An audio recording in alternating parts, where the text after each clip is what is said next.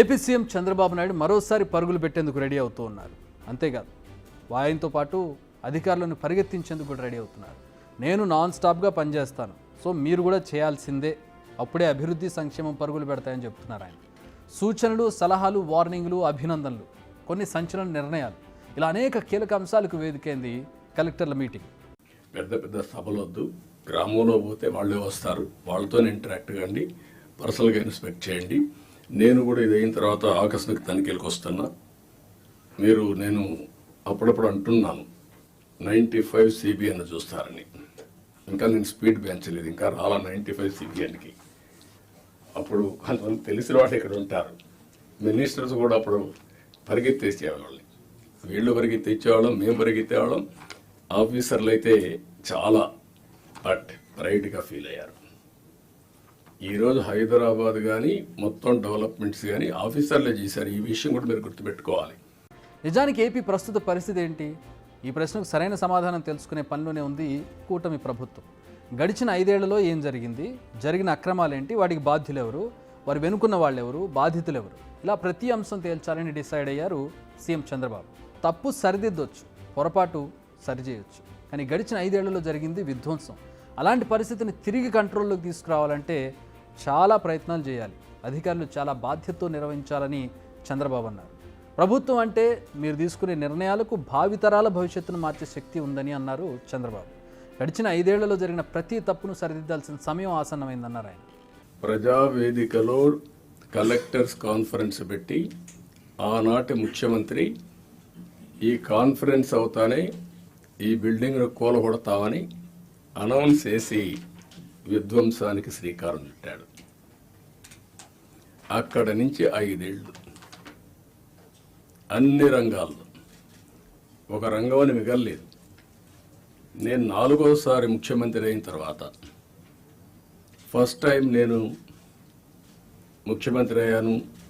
ఇబ్బందులు ఉన్నాయి, ఆర్థిక ఇబ్బందులు ఉన్నాయి, కానీ ఆఫీసర్లో మొరేల్ చాలా హైగా ఉంది. అప్పుడు ఆ రోజు జరిగింది కాస్తో కూస్తో ఇన్ఎఫిషియన్సీ, లేకపోతే కొంత కరప్షన్. ఇప్పుడు అట్లా కాకుండా విధ్వంసం, పనిచేసే ఆఫీసర్లందరినీ పక్కన పెట్టడం, ఆఫీసర్లు కూడా బ్లాక్మెయిల్ చేయడం, ఒకటి కాదు అన్నీ కలిసి ఈరోజు ఈ స్టేజ్కి నేను ఎప్పుడూ చూడనంత ఒకటి బ్రాండ్ ఏపీ దెబ్బతినింది. ఇదంతా ఓకే, మరి చంద్రబాబు ప్రభుత్వం ఎలాంటి పాలసీని తీసుకురాబోతోంది, ఎలాంటి పాలనను ప్రజల ముందుకు తీసుకురానుంది? ఈ క్వశ్చన్కి answer P4, public private people partnership. P4, yes, ఇదే ఇప్పుడు ఏపీ ప్రభుత్వ ఎజెండా. ప్రజల జీవన ప్రమాణాలు మెరుగుపడేలా సంపద సృష్టి, అంటే పరిశ్రమల అమలు, ఉపాధి కల్పన, అట్ ది సేమ్ టైం సంక్షేమ పథకాల అమలు, ఇలా రెండింటిపై ఫోకస్ చేయబోతున్నారు. ఇక ప్రతి నెల 1వ తేదీన పేదల సేవ అనే ప్రోగ్రామ్ను స్టార్ట్ చేయబోతున్నారు. ఇందులో సీఎం నుంచి కింది స్థాయి అధికారి వరకు ప్రజాక్షేత్రంలో ఉంటూ ప్రజల సమస్యలకు పరిష్కార మార్గం చూపించనున్నారు. రాష్ట్ర భవిష్యత్తుని, భావితరాల భవిష్యత్తుని మార్చే శక్తి పబ్లిక్ పాలసీస్కి ఉంటుంది. దానికి ఎగ్జాంపుల్ మీరు చూసినప్పుడు 1991 ఆర్థిక సంస్కరణలు రాకమునుపు ఇదే దేశం, ఇదే అడ్మినిస్ట్రేషన్, ఇదే ప్రజలు. కానీ బిఫోర్ మీరు చూస్తే భారతదేశం 2%, 3% గ్రోత్ రేట్. అదే ఆర్థిక సంస్కరణలు వచ్చిన తర్వాత కాంపిటేటివ్ ఎకానమీకి దోహదం చేశాం. అక్కడి నుంచి ఈరోజు 2047కి సూపర్ పవర్గా తయారయ్యే అవకాశాలు ఉన్నాయి. 5th లార్జెస్ట్ ఎకానమీకి వెళ్ళాం. బై 2029 3వ లార్జెస్ట్ ఎకానమీకి రీచ్ అవుతాం. నా లెక్క ప్రకారం అయితే గట్టిగా పనిచేస్తే అందరం డెడికేషన్తో పోతే 2047కి ప్రపంచంలో నెంబర్ 1 ఎకానమీగా ఉంటాం.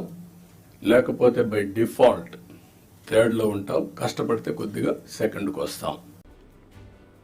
ఈ భేటీలో తీసుకున్న మరో కీలక నిర్ణయం గత ప్రభుత్వం తీసుకొచ్చిన ఇసుక పాలసీపై దర్యాప్తుకు ఆదేశించారు. వైసీపీ హయాంలో తీసుకొచ్చిన ఇసుక పాలసీపై సిఐడి విచారణకు ఆదేశించారు సీఎం చంద్రబాబు. ఈ పాలసీలో జరిగిన అక్రమాలేంటి, లబ్ధి పొందిందెవరు, ఇలా ప్రతి ఒక్క అంశాన్ని తేల్చాలని ఆదేశించారు.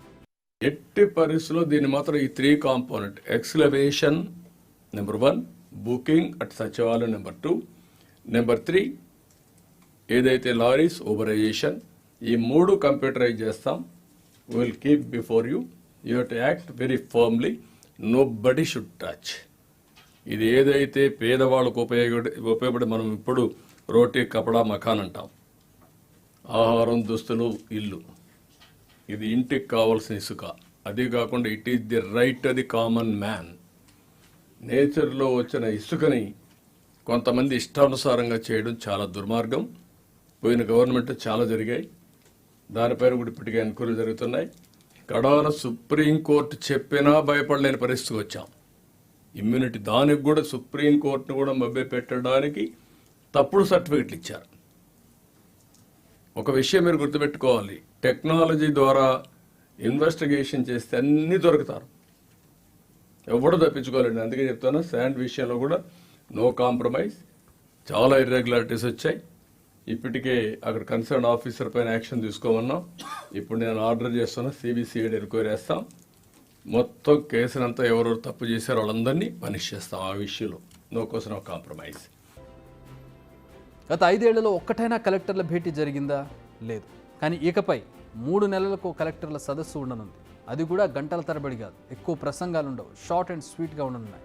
అంతేకాదు, ఎవరి పనితీరు ఎలా ఉంది, వారు తమ హోదాకు తగ్గట్టుగా పనిచేస్తున్నారో, ఒకవేళ పని చేయకపోతే మాత్రం స్థానచలనం తప్పదని ఆయన వార్నింగ్ ఇచ్చేశారు. సరైన అధికారిని సరైన చోట నియమించడమే తన పని, ఆ పనిని తప్పకుండా చేస్తానన్నారు చంద్రబాబు. సో ఓవరాల్గా చూస్తే కలెక్టర్ల కాన్ఫరెన్స్ కొత్త చరిత్రకు నాందిలా కనిపిస్తోంది. సలహాలు ఇస్తూనే సున్నితంగా హెచ్చరించారు. ఘన విజయం అందించిన ప్రజల నమ్మకాలను నిలబెట్టాలన్నారు. నడిస్తే సరిపోదు, పరిగెత్తాల్సిందే అన్నారు. మీతో కలిసి నేను పరిగెడతానన్నారు. తాము నియంత్రణం కాదు, ప్రజాసేవకులమని గుర్తు చేశారు. రెడ్ కార్పెట్ సంస్కృతికి చెక్ పెట్టాలన్నారు. బలవంతపు జన సేకరణకు ఫుల్ స్టాప్ పెట్టాలన్నారు. మారితేనే సరికొత్త చరిత్రకు నాంది పలుకుతామని, అదే జరగాలని అన్నారు. ఇదే చంద్రబాబు నిర్వహించిన కలెక్టర్ కాన్ఫరెన్స్ సారాంశం. మరి ఇవి ఏ స్థాయిలో అమలవుతాయనేది వేచి చూడాలి. బిగ్ టీవీ అవుట్లుక్ కథనాలు నచ్చితే వెంటనే బిగ్ టీవీ ఛానల్ ను సబ్స్క్రైబ్ చేయండి.